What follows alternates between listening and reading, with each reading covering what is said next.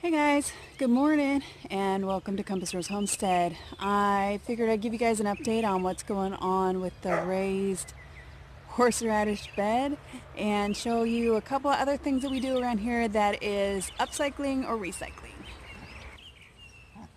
So here is the horseradish bed that we did in the other video. We filled it full of fresh grass clippings thanks to our neighbor. The white tub that you see in the background, we had been collecting a bunch of rabbit manure and we dumped that in there yesterday and just let the chickens go at it, and they have successfully churned it up. You can't really tell that there's any rabbit droppings in here so much, except for maybe in that corner right there. So what's going to happen is all that good bacteria that's been just brewing in that rabbit manure is going to start breaking down the grass. And eventually we're going to have some really good soil in there. One of my favorite recycle projects that we've done is take this old clawfoot bathtub and make it into our mint bed. Again, mint will crawl all over the place and we just needed a way that we could contain it. And this has worked out fantastic. The mint will grow up nice and tall and it looks really, really pretty all summer long. So this was one of the very first recycle projects that we did. Believe it or not, this used to be a play structure. One of the wooden type play structures with the A-frame off the side with swings. There was a slide. There was a second story that the kids could climb up to.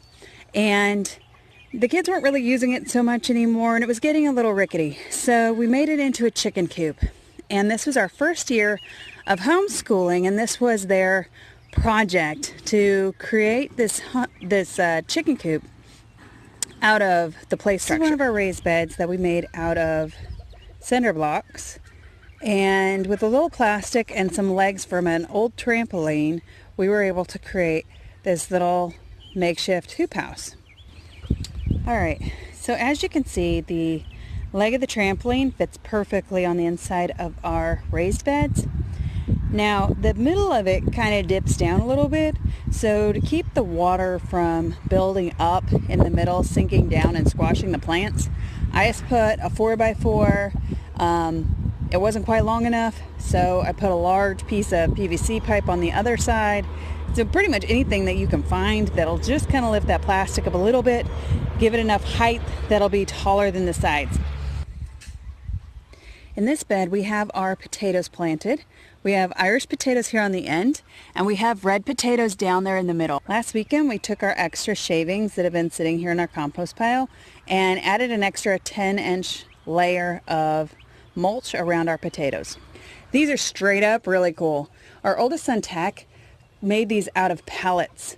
He cut them apart and got the plans off of the internet, and here we go. We got an awesome little seating area, and I love the way that they look. So this upcycle project isn't completely original, but I figured I'd show you guys, and it works really well for us. It's kept in dogs and goats and sheep and pigs. This is the good old pallet fence.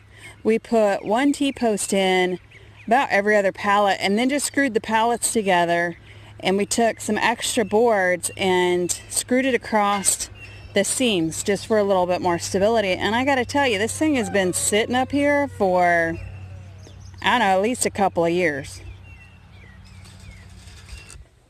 So if you find yourself in need of really cheap and really quick shelters, take 3 pallets, screw them together in an A-frame. The back one is screwed in from the back to give it some rigidity. Throw some hay in there. We're about ready to dismantle these. We don't really use them anymore, but there was 10 up over the top, and I gotta tell you, for a quick little shelter, it worked really, really well.